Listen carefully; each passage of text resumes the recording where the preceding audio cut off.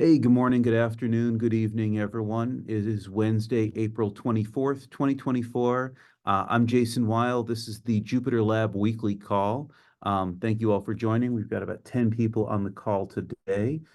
We have an agenda which Darian has just shared. For anyone who just joined, I'll drop it in as well. So please sign in. Do that myself. Um, Looks like Eric G's name is first on the agenda, but you haven't listed any points. Do you have any topics you wanted to talk about? I do. Darian, you can go ahead if you want. Okay, sure. So I think maybe my colleague Florence is on this call. Yeah, she is. Okay, cool. So she has brought up this PR that she authored late last year a couple times. And there's been some back and forth commentary on it, and there's been some requests for changes that I think have been added, but I guess I want to know what the temperature of the room on this is, because I don't think keeping it open this long is a nice feeling. So if possible, if there aren't objections, and maybe if there are, if they're addressable, I would like to try to facilitate this happening. If there are objections that are basically Think you're deal breakers, okay, think that's fine. We can close it. But your audio is breaking oh, up a little bit, Darian. Yeah, I'd okay. recommend I doing will turn audio off. only. Okay. Is it any more? Is it clearer now? Or is it okay now? 100% clearer, Yeah. yes. Okay, great. Did you hear what I was saying, or do I need to say it again? Please repeat what you were just talking about because it was breaking up for a few of us. Okay. So this PR that I've linked that Florence authored is a new feature for uh cell tags and a UI component that wasn't there before, and it's filtering based on tags.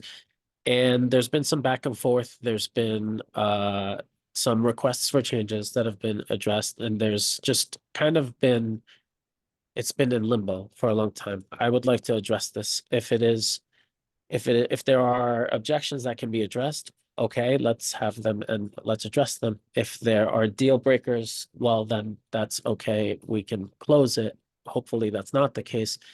But either way, I would like this PR to be resolved, because it's been open a really long time, and it's not a nice feeling. So does anyone have any thoughts on this? Has anyone looked at this other than Florence and me on this call? I think most of the commentary before has been Mike and Fred, neither of whom I think are on the call right now. But I don't know if anyone else is familiar with this and has any comments to make. I feel like, didn't we talk about this last week? Because there was a commentary. Yes, I'm trying to read through the comments, but GitHub is making this real hard because it's a very long thread. Um, it sure is. there was there was some um, discussion about the suitability of modal dialogues for this. Um, that we tend to avoid modals, and I'm wondering, has that been discussed with Florence? Oh, she is on the call. Yeah. Any alternative concepts than using modals as often as the current concept does? I mean, we do use modals oftentimes as the first pass of a feature, and Yep. because an integrated UI requires more design and user experience thought, which is not what either I or Florence do very much of. And I would propose that if that's the primary reason to slow it down, then instead it would be better to put in a feature and iterate on it. But I don't know if that's the only thing. So there's a comment that Mike wrote about a month ago saying, I think adding this in a modal is, for now, is fine. Mhm. And I think the for now is operative, right? Like, it's totally fair to revisit that modal, take its contents and put it somewhere else on the page if we give it some design love. But yeah, I don't know much else. And Florence, I don't want to speak for you here, so if there's stuff you would like to add, please interrupt and go ahead. Hello. No, not really. Mike suggested that another option would be to turn it into an extension. And I think that Nick suggested to put it in a sidebar or directly in the table of content. So yes, that was the main possibility we discussed.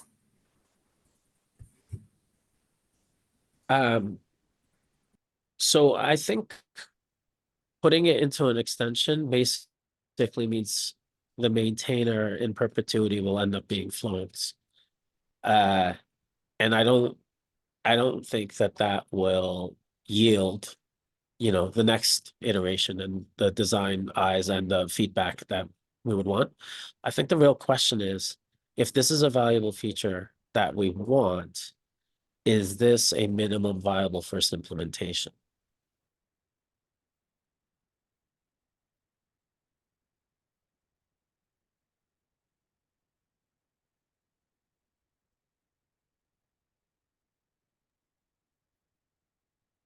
Yeah, I mean, it seems so to me. Now I don't know about the CI here. It's possible we just rebased. It's possible that the CI failures are legit. It's possible they're not. I'm happy to take a look at that and try to get them green, or at least if they're not green, try to establish whether or not it's this PR's fault. Uh, um, but my proposal is that between now and next meeting, Florence and I will try to get the CI green, come back, and if it is the case that there's nothing about the PR that's breaking it, that we would request merging it then. And that also gives time for people to add comments on the thread if they want. Like at this point, I was going to say I don't want to rush it through, but clearly there's no rush through because this has been open since September. But yeah, is there any objection to going through this way?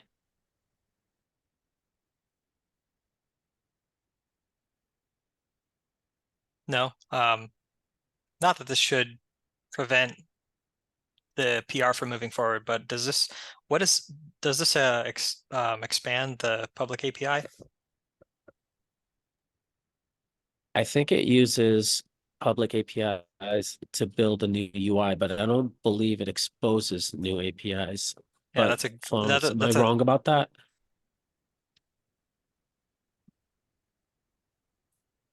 I'm not really sure. Well, let's see. So there are new classes created. So technically speaking, they're new APIs in that you can import that class yourself, and it used to not be there. But I don't think that's exactly what you meant by does Right. this expand the API? Yeah, In the strictest sense, it would be a minor release, not a patch, because it does add new classes and new functionality. yeah, I think like that's another reason that in favor of expediting it, I think, if we're not adding big new surface area to the public API. Do we have some way to identify something as being not a solidified part of the public API?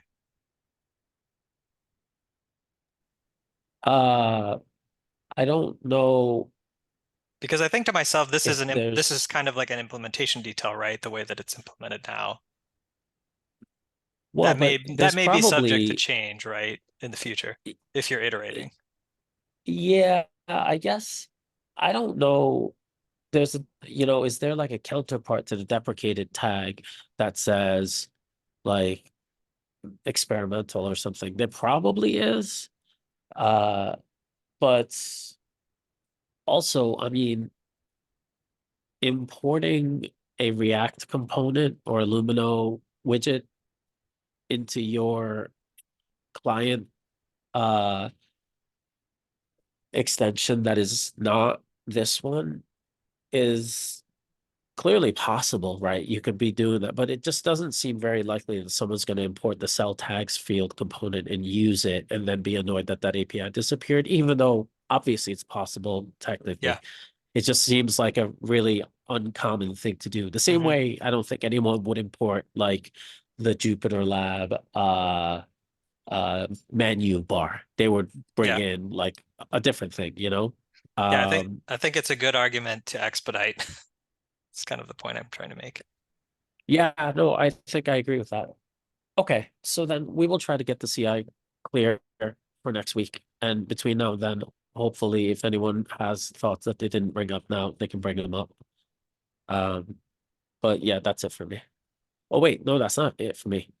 I have a different thing that can fill up an unlimited amount of time, so we should probably time box it to make sure it doesn't harm everyone else. But so we've had this conversation before about now that we're Jupyter front ends. And it's a little easier to entertain this idea, but perhaps it's time to have two Python packages in the JupyterLab/JupyterLab repo, one of them being notebook, one of them being lab, so that notebook doesn't have to wait for lab to percolate everything down, so that notebook is using the same exact packages that lab is without doing a publication. And so that debugging, for example, the reason why this is fresh in my mind is because Jeremy's been banging his head against the wall for the full windowing mode work that is now in lab. You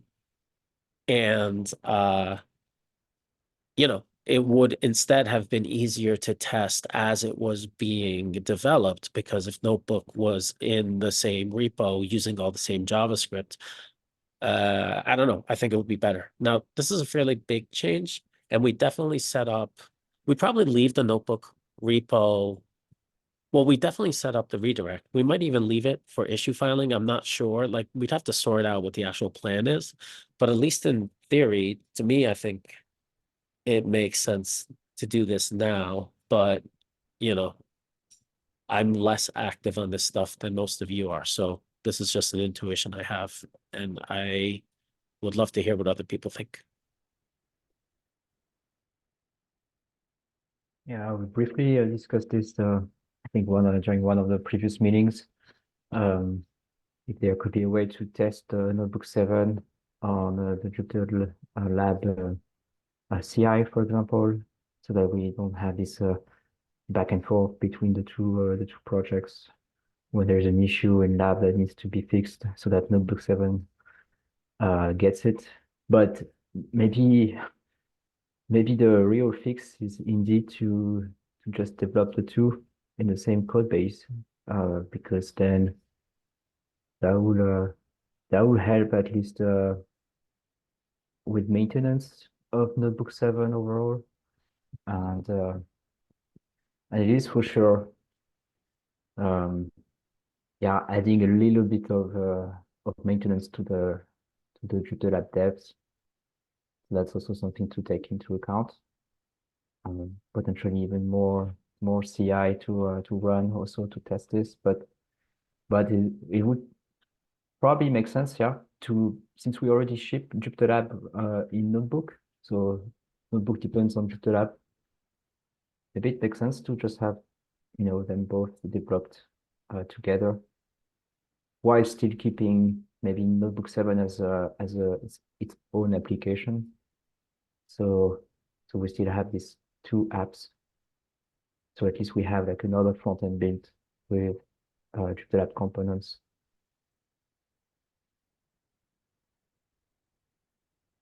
Yeah, we just published the notebook package from the lab repo. Maybe the Jupyter Notebook GitHub repo becomes more like a place for, gathering issues and people reporting bugs that we will still have to monitor. Yeah, Yeah. I mean, I have a little bit of experience with keeping a repo that no longer has active code in it because I recently rewrote the Conda Forge status web page, which used to be its own repo that had the code, and it used to be the data source because issues filed there show up as incidents inside that status dashboard.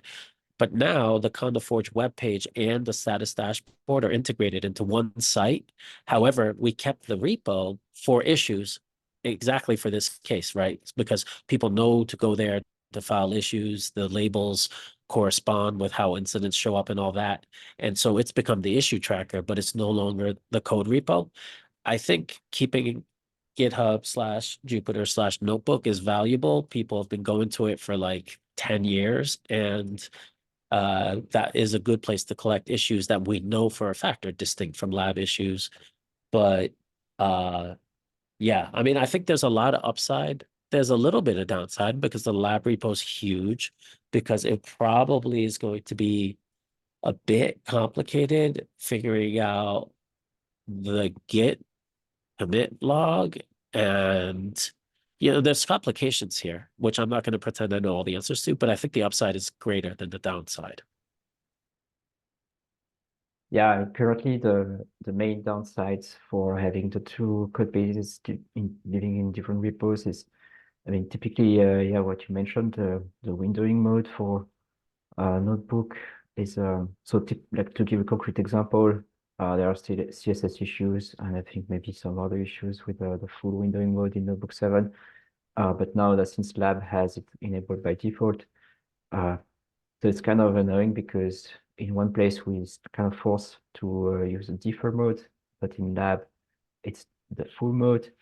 There are a few other issues with the file browser default. So in the Notebook 7, we want to have the checkboxes enabled by default because that's what the classic notebook was doing. But in Lab, maybe it doesn't really make sense because it already takes a bit of space on the left side.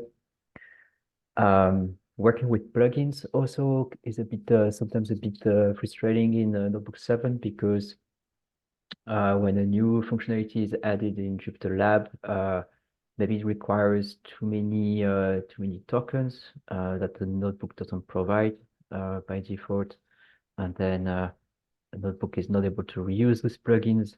There is again this back and forth between Lab and notebook, so we need to fix Lab and then wait for Reese to fix notebook. So yeah, in the end, notebook always comes after. It's like sometimes the delay can be at least a few days, maybe more, depending on how many people can work on that code base, which currently isn't that many. So yeah. Okay, so I think when you brought this up before, did you create a Team Compass issue or something? This probably requires us to vote, and I think also, there's probably angles that we're not thinking about because there's only 12 of us on this call. But I do think there's so many upsides that now's probably the time, and we should, make a decision. The only issue that was raised was about testing Notebook 7 a bit better directly in Lab or in another way. I think that was the only one for now. Okay, I see. Yeah, I think we should write a Team Compass issue that basically says, hey, let's make a decision here. So maybe at first the tag will be just needs discussion, but like after some discussion, the tag will be, decision. Let's make a vote. Let's vote on it.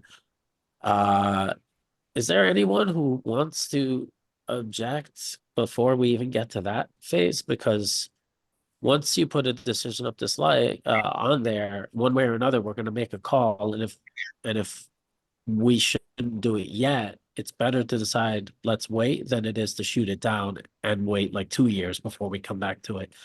So Darren, I'm the total yeah. opposite. I'm like, let's fast forward and keep going. Like if it were entirely up to me, I'd say just let's do it. Oh, I totally want to do it. I don't want it to fail at the voting stage. I'd rather have it be shot down right now. Yeah, Nick, please. Well, I can't vote, so it's fine. Yeah, I mean, the only issue you'd probably run into is why can't I pip install from Git anymore, right? Because that won't work anymore from Notebook. Why wouldn't it work? What's that? Why would it not work? Wouldn't there be a Git path that still has the notebook package in it? Just like there's a JupyterLab package, there'll be a notebook package.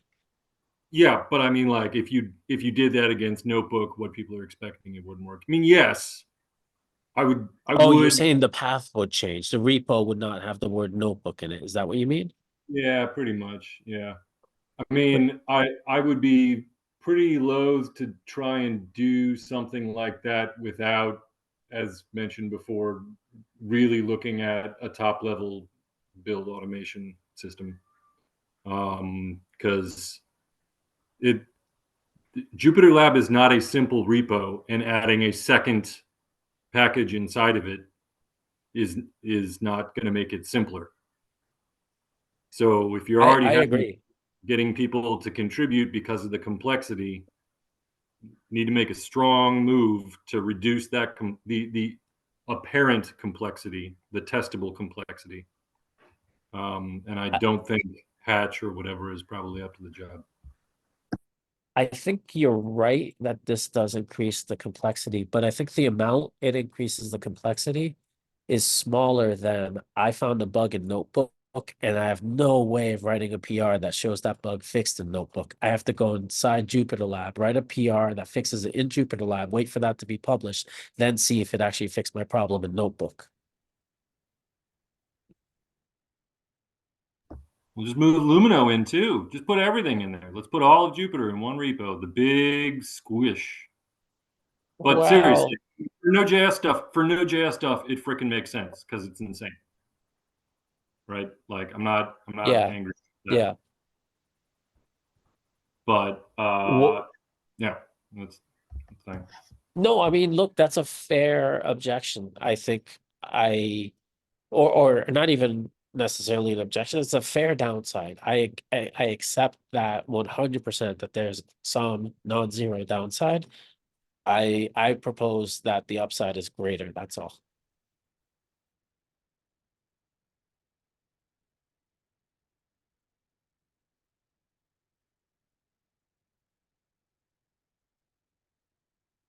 I mean, as long as what comes out of it is a notebook package that's shipped from the notebook repo that now has a dependency on Jupyter Notebook static assets or whatever it's called, right?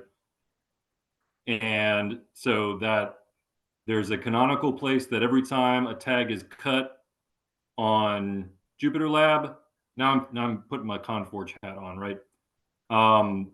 That I know exactly what I'm going to get out. Right. So maybe you got to go do another release over on Notebook that bumps a dependency, but that would be the extent of it. But if it takes, now a downstream has to clone like N repos, has to make sure they're at the same version, do some node stuff to get out a build from source. That's my only concern. If you continue, I mean, if you actually ship the Notebook package from JupyterLab, that's fine. I guess that's fine. Just keep it as a historical issue tracker. But That's a proposal. The proposal is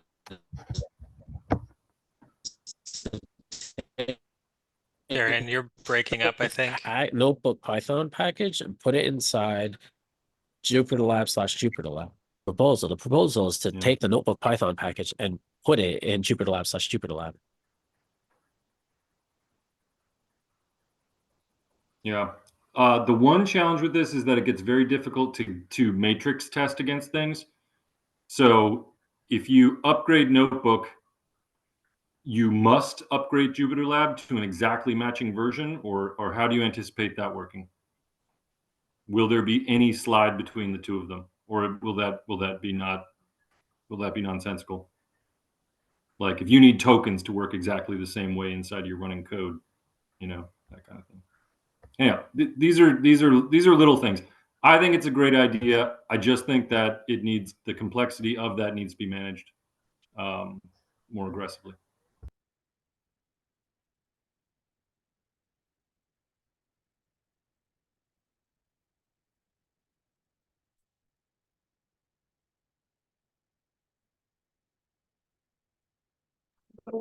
Okay, that's it for me. Sorry for taking up so much of your time, everyone. All right. So Eric, you were the first up. I'm not sure if there's Yeah, anything yeah. else you wanted to bring up. Go ahead. Yeah, I can go ahead. So I'm trying to add a widget factory for the hex editor that I'm working on.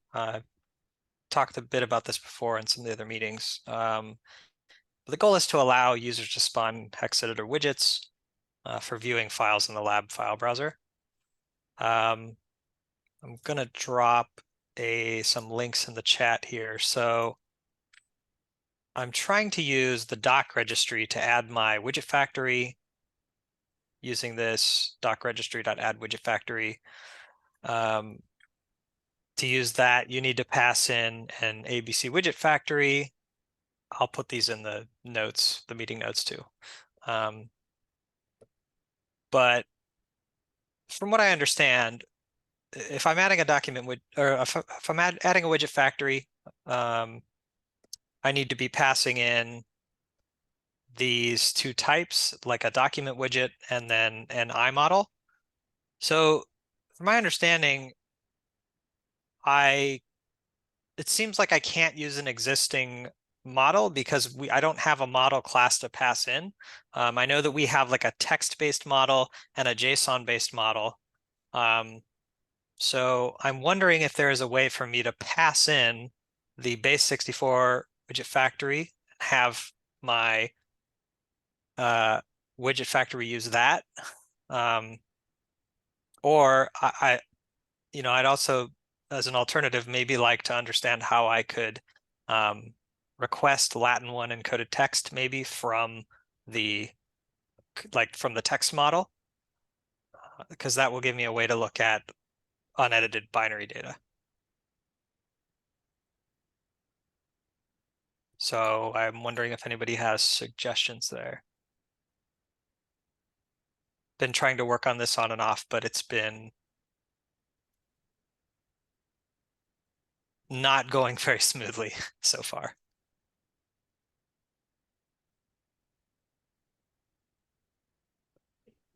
Can you not read it as base64 encoded instead and deal with the base64 output? So I don't know how to do that because from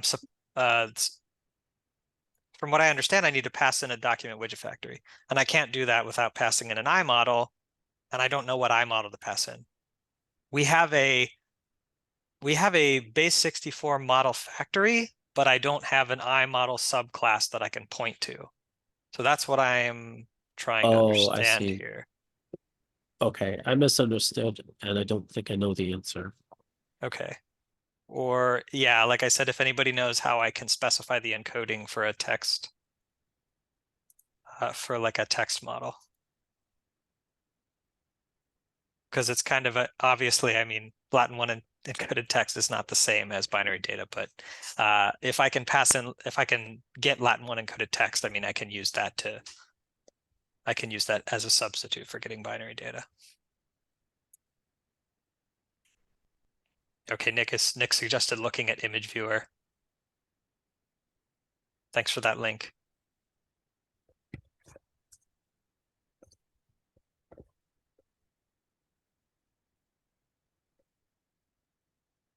Yeah, I mean, your high road is building it as a MIME extension, because then you get most of this junk for free.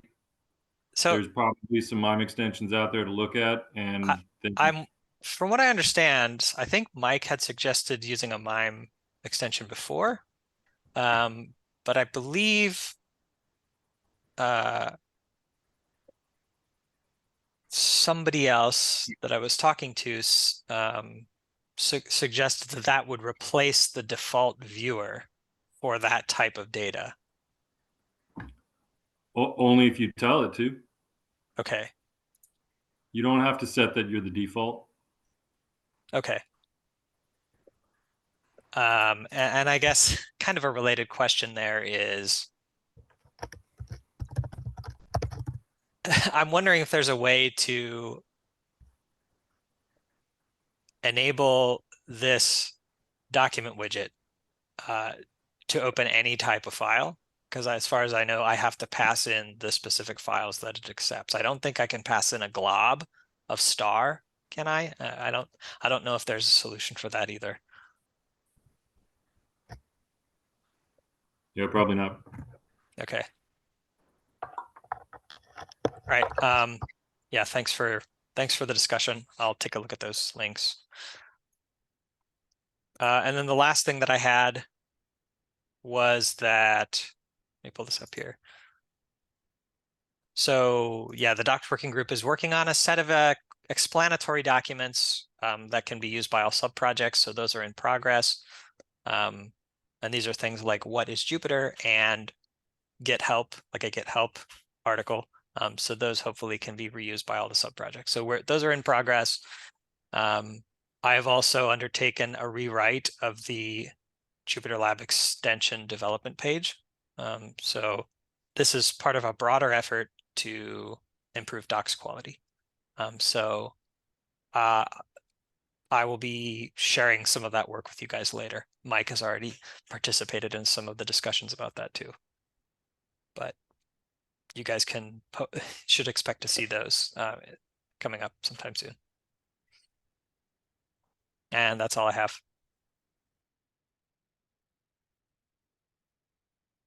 All right, thank you, Eric. Jeremy is next up talking about few issues about JupyterLab 4.2.0 and so on. Go ahead. Yeah, so okay, maybe I will talk about the windowing mode first because we were talking about it a bit earlier. There is an issue still open. So for now, we kind of had to use the defer mode instead in Notebook 7. But if someone has time to look into enabling the full mode for Notebook 7, that would be great so that we have the same mode by default in both lab and notebook. There is a CSS issue with some kind of padding being added at the bottom of the notebook when someone creates new cells, which is a little bit annoying. Maybe not that breaking, but it doesn't look nice. So I think otherwise it's gonna stay like this until we find a solution. And then, yeah, Mike brought up the question of releasing RC, the first RC for JupyterLab. I wanted to see if someone had any objection against this, since we don't seem to have a blocker issue. Maybe there is a pending PR on this last modified file browser column. I think that is still open that we might want to get in first. And yeah, so I think okay, Mike has his hand raised. Yeah, go ahead. So on that PR, I think we can merge it, but I'd also like to explore before we release the final version. I would like to make an attempt to do the same thing, but without expanding the API. So I think we can merge because the user-facing part will stay the same, but the implementation might just slightly change so that we have smaller API for the final release. And on the padding issue in Notebook, which you mentioned, does it also affect lab in any way, or is it Notebook specific issue? I think it's mostly Notebook issue because of in lab we won't see it because the background is the same color, and I think we see it in Notebook because the background is a little bit different. So it's like you have the gray in the light mode, you have the gray behind, and then you have the white for the cells. But maybe there is, yeah. Does the scroll bar increase in size? Because maybe if we can replicate that this is also an issue in JupyterLab, it might make it easier to fix. Yes, that's a good point. I can check. Likely the issue is there too. I would say, but maybe you can have a look and open an issue with a screencast or something like that. Yeah.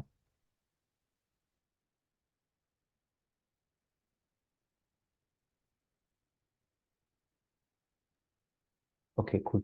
Then I think I had one more item, and that was about the issue that Nicola opened a while ago on Team Compass about moving Jupyter chat to the JupyterLab org. I think last week we discussed it, and we said that if no one objected during the week, then we will do it. So looks like no one did. So it's just a heads up that we're going to proceed with the move, likely this week, unless someone comments, of course, on the issue or here. Yeah, that's it for me.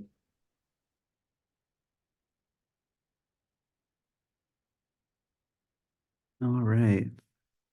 Taking a look at the agenda one more time. For anyone who joined late, I'll drop it into the chat once again.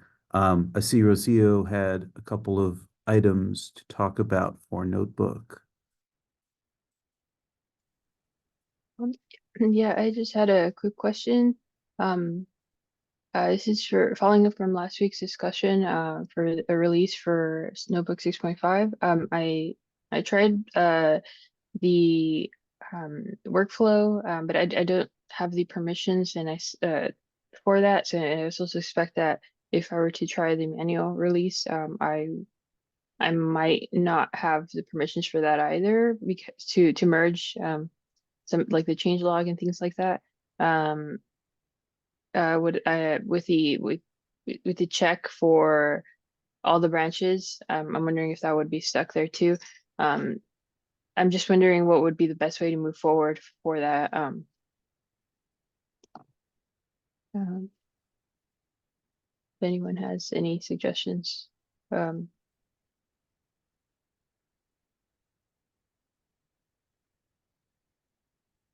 Can look into, let me see, like normally the releaser requires someone to be an admin to do the release. So maybe, let's see. Yeah, I don't Maybe think I'm that's- admin.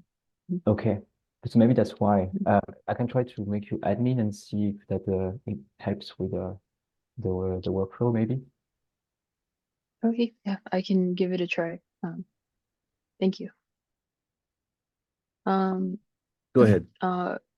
One other question I had was just there's a there's a comment by Mike, a release team on GitHub. Oh, that would be nice. I don't know if there is one, but for a notebook, but yeah, okay, no, okay.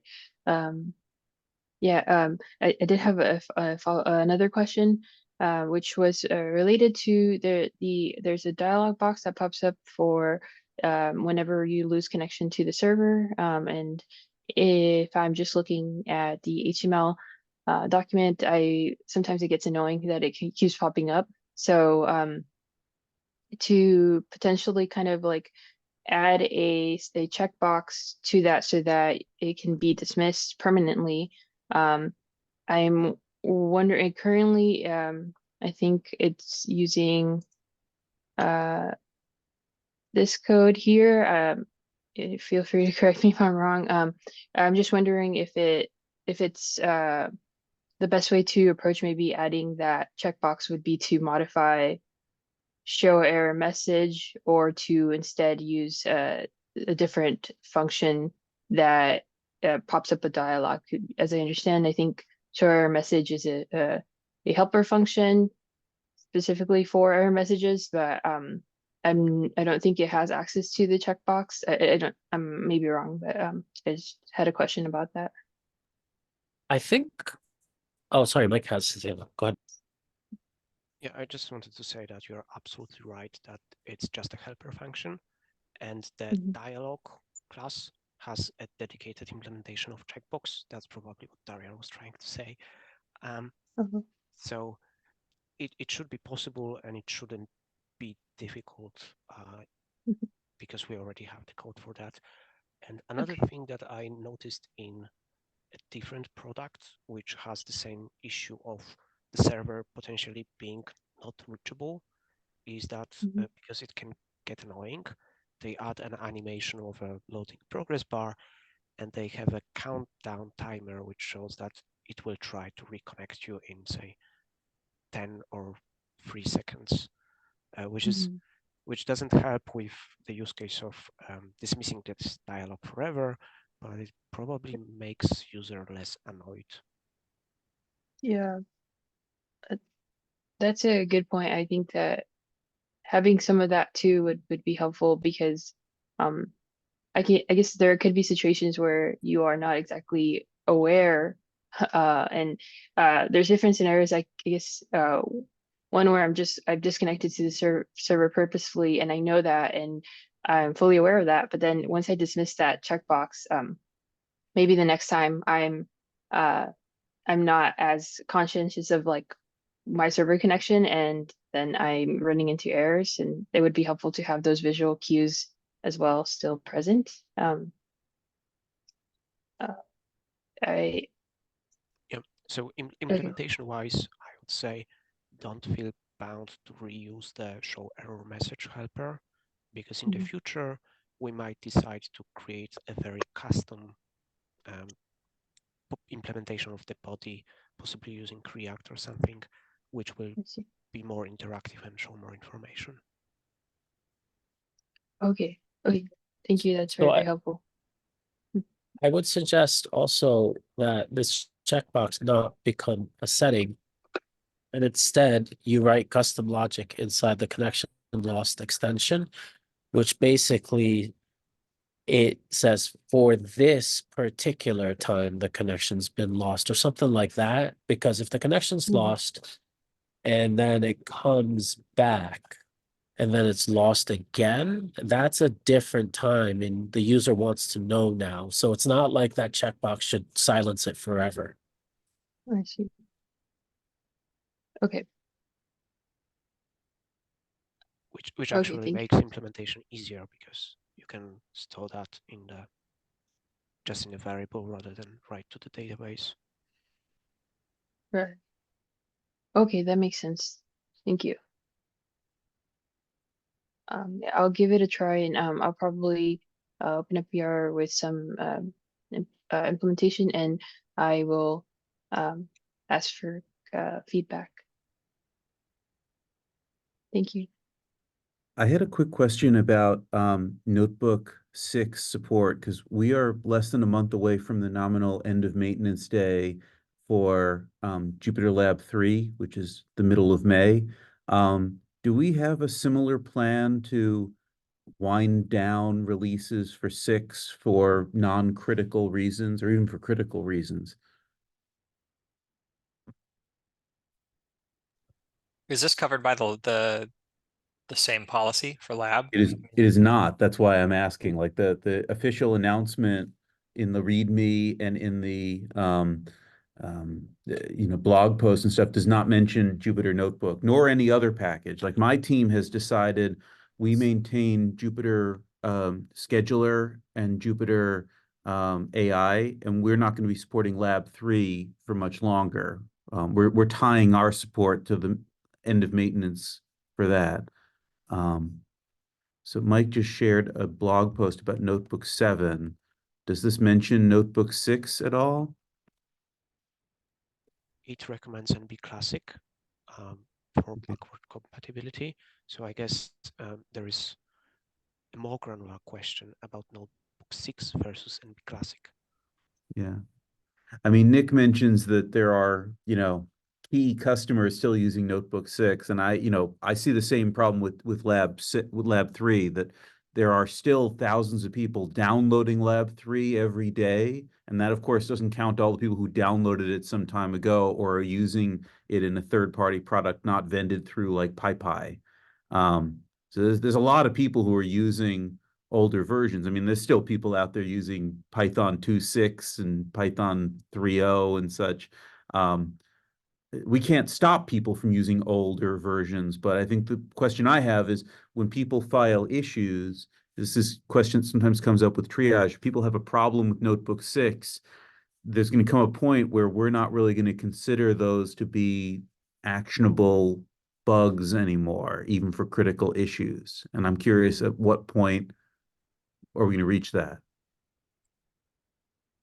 I think previous discussions have been around moving to NB Classic And I kind of wonder about now that Notebook and Lab are part of one project. I mean, maybe that policy then should cover both. And in that case, it would be a year.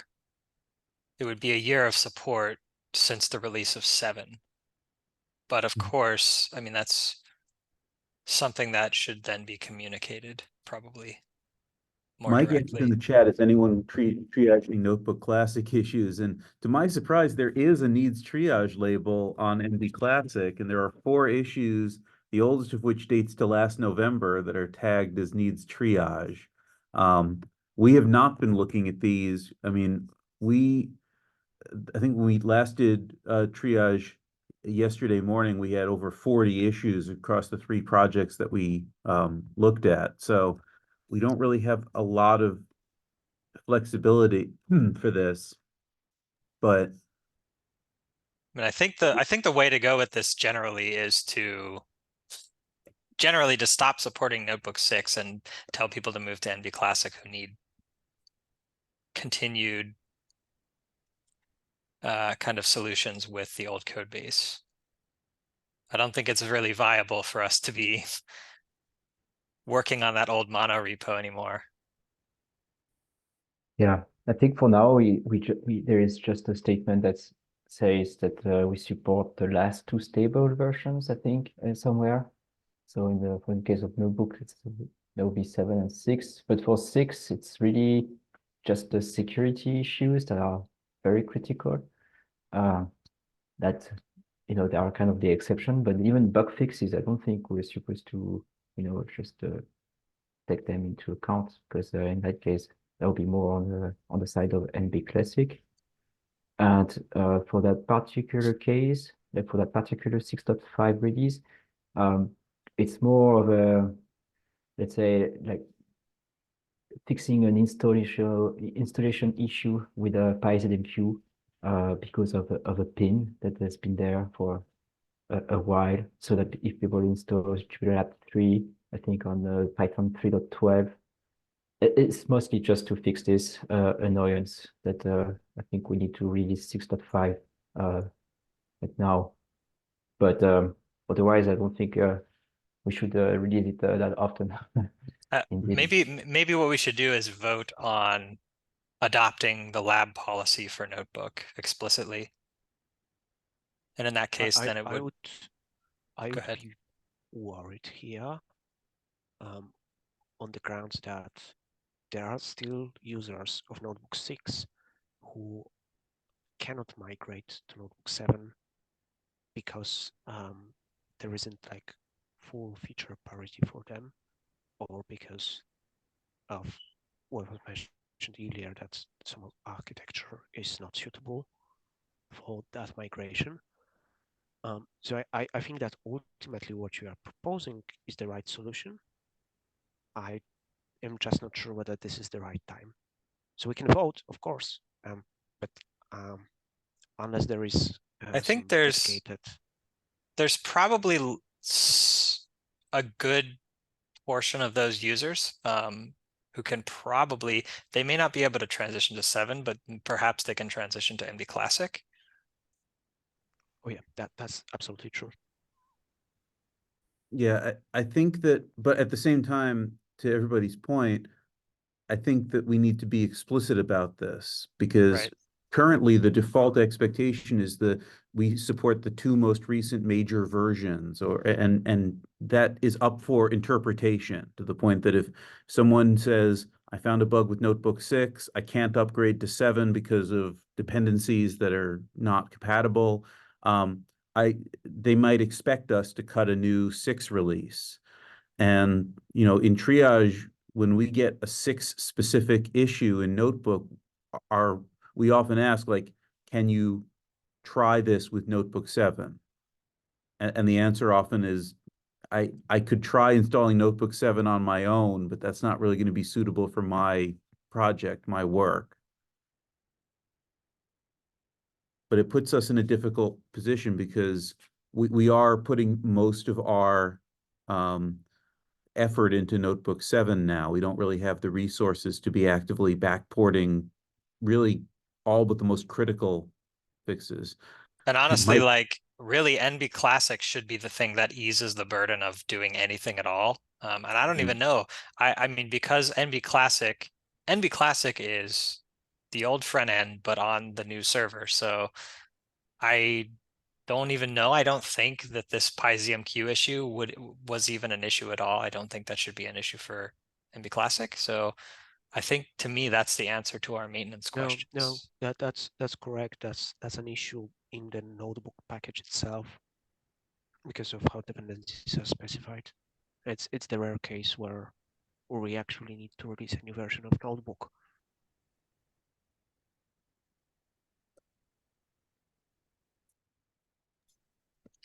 I don't think this shouldn't impact NB Classic though, I think, right? Since that is not using the old backend I think code. so. So we are now at the top of the hour. Should we continue this discussion in like a Team Compass issue or just take it up next week? Yes. Maybe we'll bring it up again next week. I know this isn't the notebook call, but I think that given the strong overlap, we might need to bring this up at the broader meeting. Yeah, I mean, I think overall, I think this is kind of the vibe. I think I'd like to be explicit and just adopt the lab policy and then keep NB Classic for any needs people have to use the old front end. I think that's like the most viable path forward. But yeah, we can discuss further.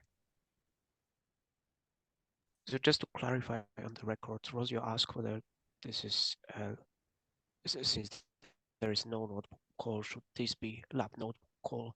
And I believe that we had voted on merging the calls. Yep. Yeah. Already. So that is lab So, slash I guess, maybe, yeah, for lack of a maybe better we term, should, this is the notebook call. We just almost never talk about notebook. and I think there is an action item. The action item is that we need to rename the call in the calendar. Okay. We might also need to do things like renaming the meeting minutes and any other artifacts related to this, like the title. There are a couple of things that were renamed. So the Team Compass is now the frontends Team Compass because the two notebook and labs projects have merged into a Jupyter frontends. Maybe we should just call that name that call the Jupyter frontends call on the calendar, if that can help. Do we have consensus for that? Because I can do it now. Does it make easier for people to find this if it's called Jupyter frontends, or will people Google for JupyterLab, Jupyter notebook calls, and like I'm all in to have a very long name, Jupyter notebook and lab frontends call. Just wondering whether that would make it more discoverable and more welcoming for people who are using either. I like the idea of renaming the title of it to Jupyter front ends and then putting like JupyterLab and Jupyter Notebook weekly meeting in the description or something like that. And making a discourse post. Yeah, Nick shared the community calendar stuff. We could always make a discourse post about like, hey, just wanted everyone to know we retitled this meeting, but so now if you're interested in JupyterLab or Jupyter Notebook, please come to that.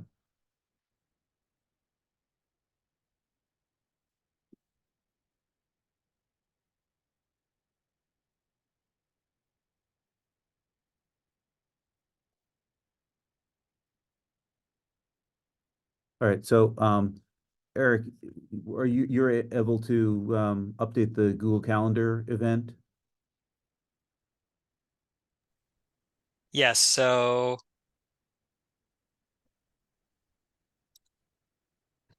maybe I'll do the Mike's suggestion, JupyterLab and Notebook front ends meeting. Mhm. And yeah, I can make a post on Discourse as well. So I'll put that on my to-do list. Okay, thank you. Okay, I know we are past time. I will stop the recording. So if anybody has anything to discuss off the record briefly, brace yourselves. 3, 2,